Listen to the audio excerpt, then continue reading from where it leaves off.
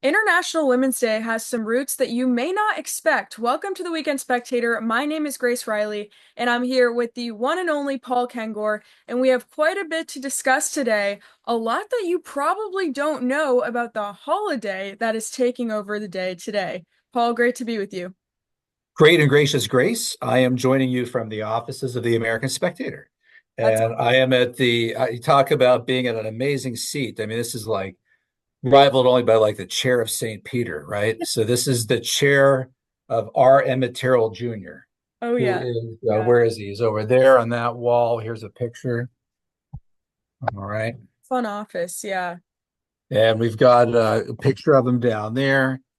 Here he is with Donald Trump. Look at that. Nice. Yeah, we've got a picture of him with Bill Clinton around here somewhere. I see it floating in the background too, some of his book covers, Yes, everything. that's right. So I am the anointed successor to R.M. Material Jr. He laid his hands upon me a Yeah, you're couple of years on the ago. throne now. Yep. So he's still editor in chief. I'm editor. I will become editor in chief, and at that point, he will become what I will call him editor eternal. At Yes. that point, Oh, editor emeritus, editor eternal. But exactly. right now, I am here in the captain's chair. Oh, that's the perfect place to be. And of course, you're in DC for a reason because you just spoke at an event about International Women's Day. And just to kick this off, let's start with the question that you posed at this event, which is what do International Women's Day and Vladimir Putin have in common? I can give the answer to that question Let's hear it. since I wrote it. They were both promoted by the KGB. So those of you who are out there today saying, "Oh, look, my calendar today says International Women's Day." Oh, I know what to do, right?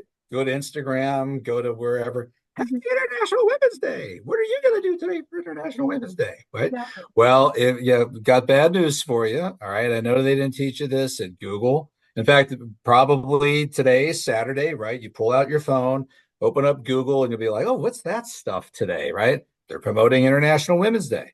And if you turn to them, an old cold warrior like myself, I teach communism, I teach Marxism. You had my Marxism course at Grove City College. I'm teaching it again this semester. And I say, I hate to break the bad news to you. And I know you're going to compare me to Joe McCarthy and tell me I'm paranoid and everything. But the fact is, International Women's Day was created by Mhm. communists, socialists, Alexandra Kolontai, the kind of like the Eleanor Roosevelt of the Bolsheviks, Clara Zetkin, this German socialist.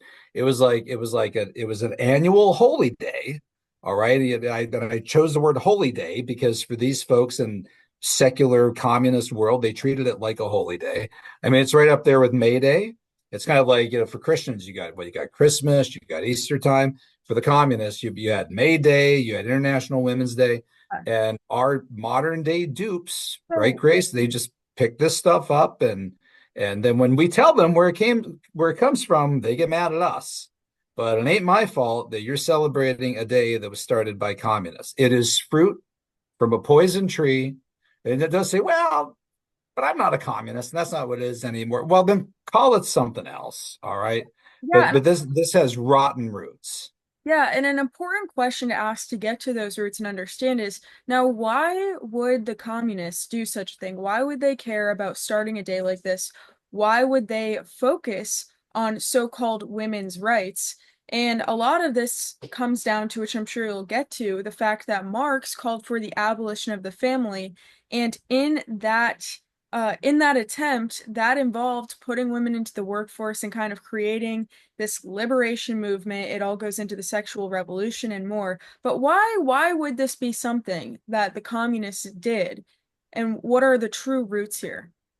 Yeah, in fact, so Marx wrote to Engels, he wrote, blessed is he who has no family. And the Communist Manifesto actually says, quote, abolition of the family, exclamation mark. Even the most radical flare up at this infamous proposal of the communists. So in 1848, they were already talking about the abolition of the family.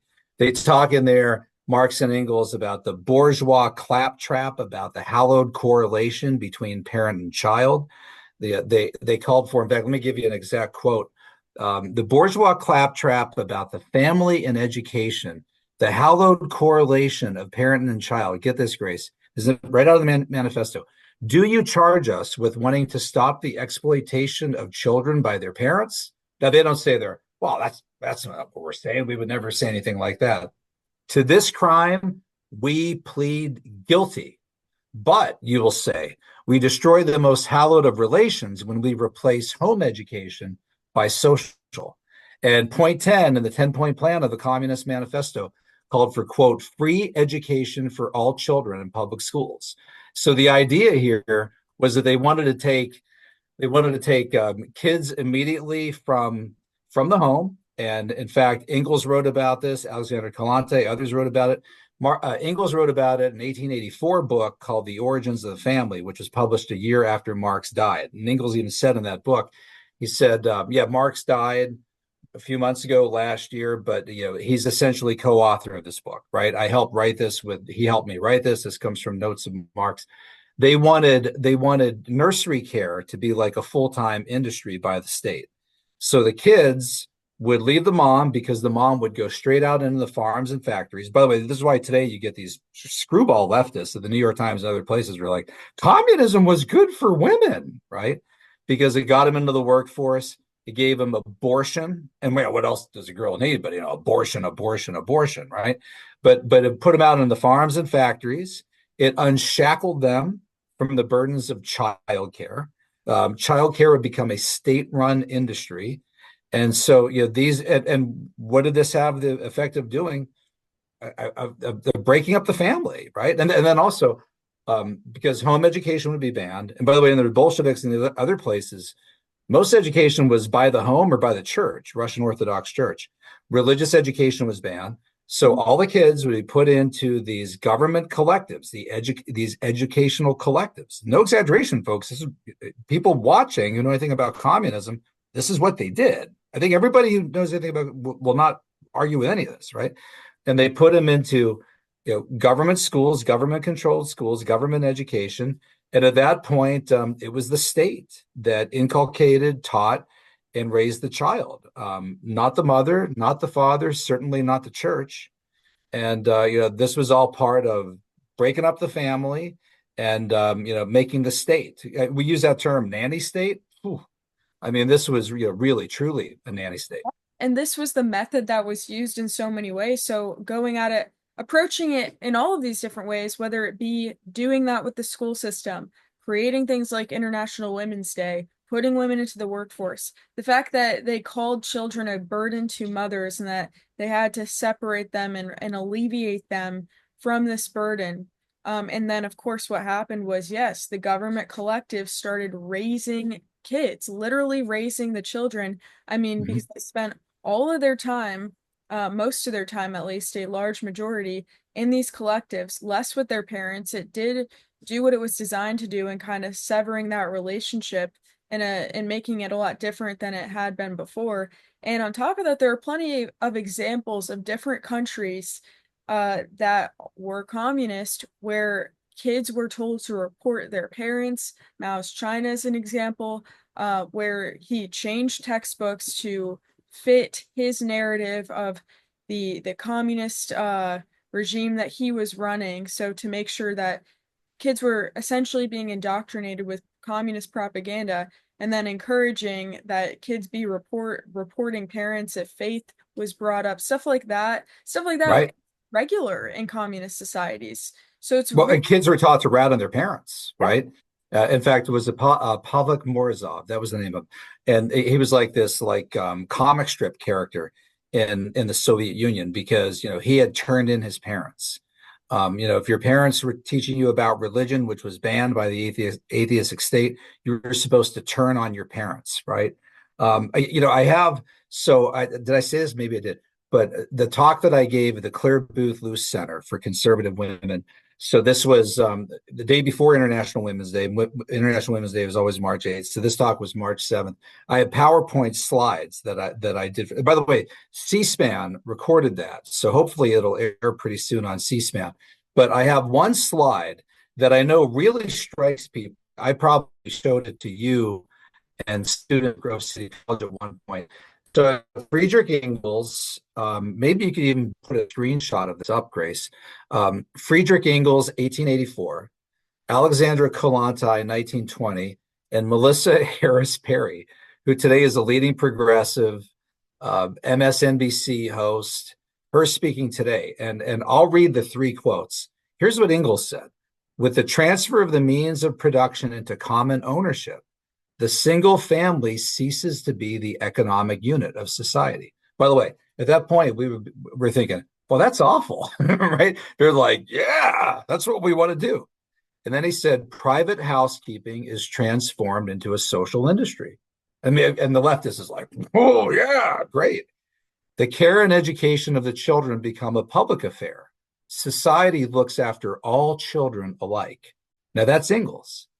Alexandra Kalante, the female Bolshevik, said this: the old type of family has had its day. The worker mother must learn not to differentiate between yours and mine. She must remember that there are only our children, the children of Russia's communist workers. Communist society will take upon itself all the duties involved in the education of the child. All right, so that's Engels, that's Kalante. Fast By forward the way, we 100. hear language like that from the Democrats today about Mhm. children's being our children, the community's children, not that of their parents. That's right. And if you fast forward 100 years, listen to this from Melissa Harris Perry, right? Academic, PhD, I think maybe Wake Forest, Duke, MSNBC. So she says this quote: "We have never invested as much in public education as we should because we've always had this kind of private notion of children." By the way, it's like, yeah, that's a good thing, right? No, not to her. We haven't had a very collective notion of our children. We have to break through our kind of private idea that kids belong to their parents or that kids belong to their families and recognize that kids belong to whole communities. Now, the Wow. first time that yeah, exactly.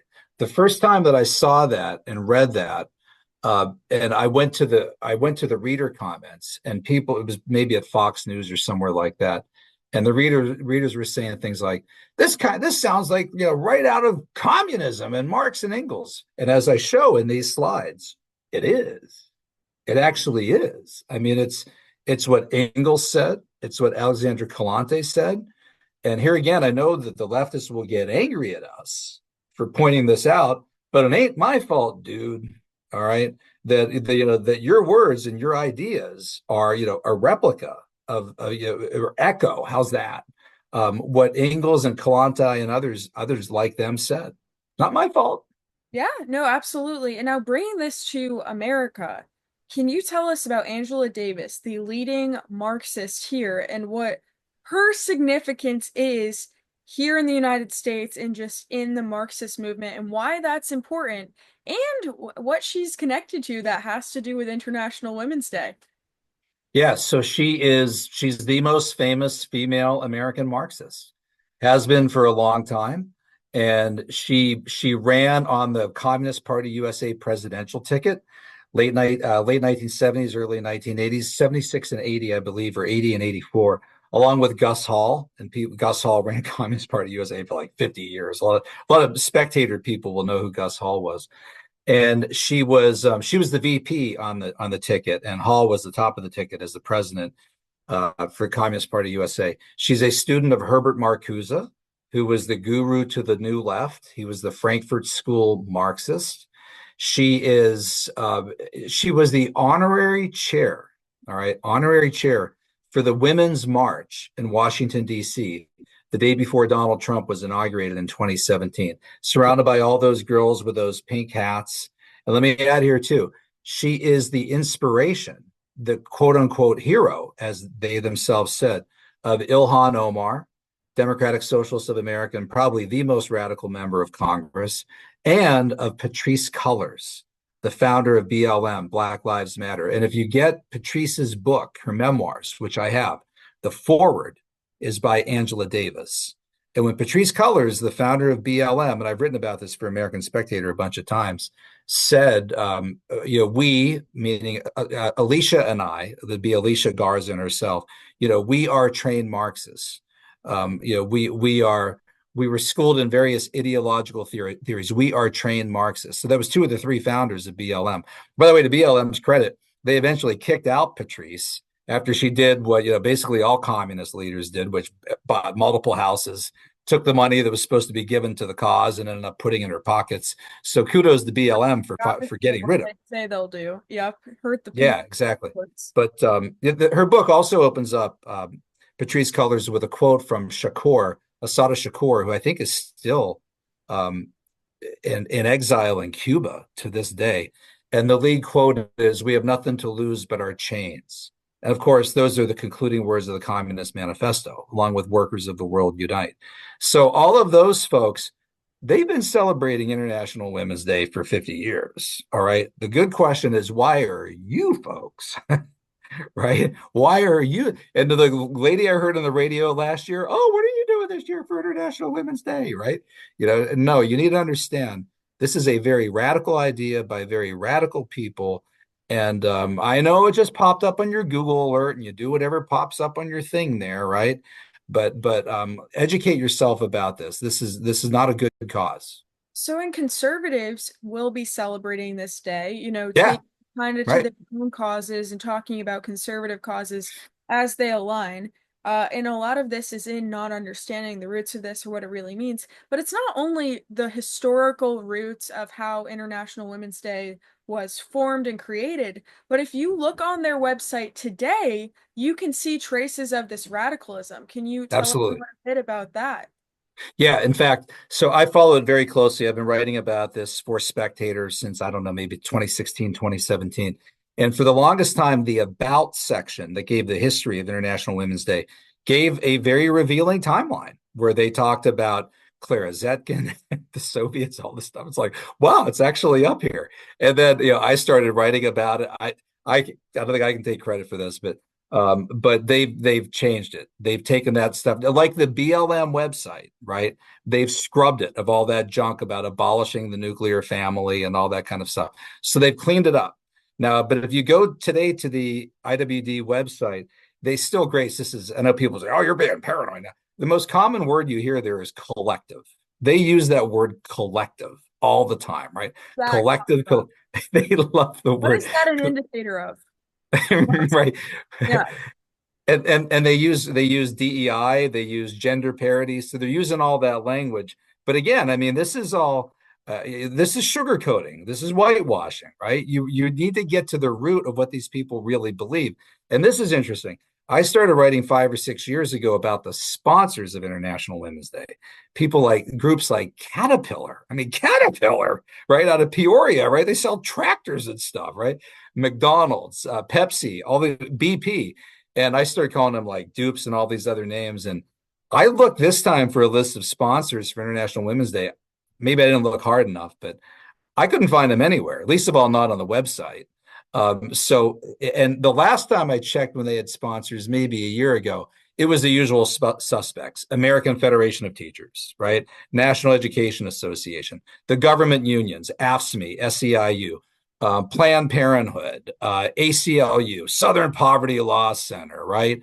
The Georgetown College Democrats, the I can't even say it, the P Hat group, right? They were one of them, right? So you had all these kind of sexual radical groups, but for a little while they were managing to attract as sponsors. I'm surprised Bud Light didn't jump on this, right? At one point, but maybe they're now starting to wise up a little bit with reporting annually by maybe by people like me, and find out. I would send those articles, Grace, each year to people like Mark Levin, and Levin would read it on the air. And when he would read that on the air, it was like, boom, 5 million people just heard about it. So, and you know how things get back to the corporate offices. So maybe they got a little skittish and to their credit, they were ignorant. They had no idea this was a communist holiday. They're just doing what their stupid little Google thing says. Hey, International Women's it Day. sounds harmless, like many things do, right? It sounds like, Right.